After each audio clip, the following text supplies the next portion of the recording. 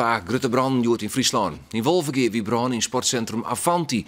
Daarbij binnen 3 mensen verwonnen rekken. In Haast die het spekjesfabriek van Astrafaam het jedere Frisia in de brand. Bobberstad en Wiede omjouwing wie een grote reekwolk te zien. En in het Warpenmars Mullum en Minneskeer moesten Ruten en Dwarren dicht. Voor wie bekend iedereen Haas net in verwonnen rekken. Voor u in Haas is verslagjouwer Douwe Boersma. Douwe, wat is op dit moment de stand van zaken? Nou, op dit stuit is de brandwacht nog druk dwaande met nijblussen. Al is er eigenlijk geen vuur en reek meer te zien. Maar dat wie van de morgen wel oors. Om goed 11 uur brutst het vuur uit in een machine dat de spekjes droeg het. Personeel had nog bezocht om het vuur zelf te blussen, maar dat slag net. Toen hadden ze voortnaaks het bedrijf ontrommen en de brandwacht was scoren. En het vuur dat griepte razend gauw om erheen. De brandwacht die schaalde dan ook op naar een hele grote brand.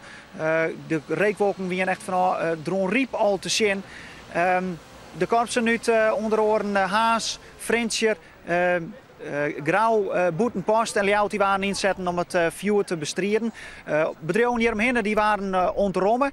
En ja, uiteindelijk kon de brandwacht net voorkomen dat de hele productiehal en ook de ambulancehal verlengd gingen binnen. En ook het personeel kon net een soort oors dan tasje in.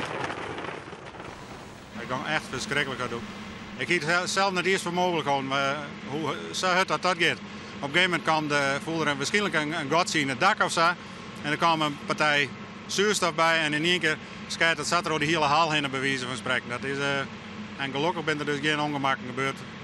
Mijn meesten net, want dat is het allerslimste naar wijze. Nou, ik was buiten bezig aan de achterkant van de fabriek. En toen liep er al een collega langs me heen en die zei er is brand bij de spiraaldrogers. Hoe het exact ontstaan is, weet ik niet. Maar ik zag dus wel enige rookontwikkeling uit de fabriek wegkomen. Ja, er gaat een gevoel van machteloosheid door je heen. Want je kan niks doen. Je wil er graag wat doen, maar het kan gewoon weg niet. Naast die Frisia staat goed in de bron. Wat betekent dat voor je bedrijf? Ja, wat het voor ons betekent. We luisteren.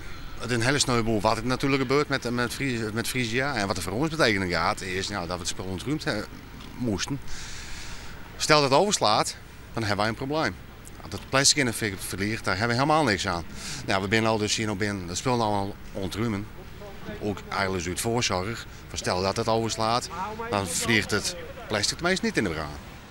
Nou, wat het wat moeilijk maakt is dat de bronlast die je binnenlaat, dat is al je zoeker. En gelatineachtig wordt. En dat komt net zo makkelijk in de bron, maar als het dan een keer baant, dan is het echt lastig uit te krijgen. Wie er dan wat rijden? Jazeker, we gaan een hele grote loods rijden, waarin nog emballage en dergelijke zit van het bedrijf. Het kantoorgedeelte dat is behouden bleun, krijgt dus de kantine. En ook een part van de verpakkingsloods is op dit stuit nog intact. Ja, Douwe, er heeft familie een passenconferentie geweest op de brand. Is er nog nijs uitkomen? Ja, in die persconferentie vertelde de gemeente en brandwacht over de inzet van meer dan 100 brandwachtmensen. En ook de directie van het bedrijf zit erbij. Die zei daar dat ze zo gauw als mogelijk wel los willen met de productie. Dat we het nou graag op een andere locatie, want dat is hier onmogelijk. Ze willen het dan hier wel graag weer verpakken, want de verpakkingsafdeling die stiert nog wel. Ze hebben al aanbiedingen gekregen van collega's om die ze graag uit de bron helpen willen. En ik zie de GGD eronder bij om wat te vertellen hoe die reek. Er zijn van de jongen ook bijeenkomsten in Wienaam en Mullum. Ja, reek is eigenlijk altijd een skeerlijk en die reek die krijgt hoe die dwarpen heen. Maar meeting zou uitwijzen dat het net zo skeerlijk wie dat er gevolgen binnen voor de meesten die te waaien. Jong krijgen daar meer informatie over. Het advies van de GGD is wel dat ze grient uit eigen tuin eerst goed wasje maken voordat ze te kennen.